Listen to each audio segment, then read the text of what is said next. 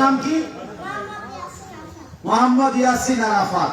আল্লাহ তাআলা তাকে আগামী দিনের আলেমে হাক্কানি, জাতির কর্ণধার হিসেবে কবুল করেন। আমি হাদিয়া দিলাম। হুজুর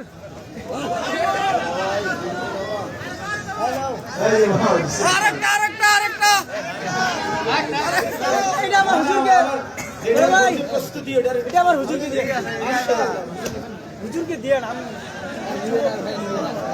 ভাই যুবক ভাইদের মধ্যে ওটা আহ্বান, আপনারা হাতে তরিকে দিয়ে হুজুরকে বের হওয়ার রাস্তা করে দেন।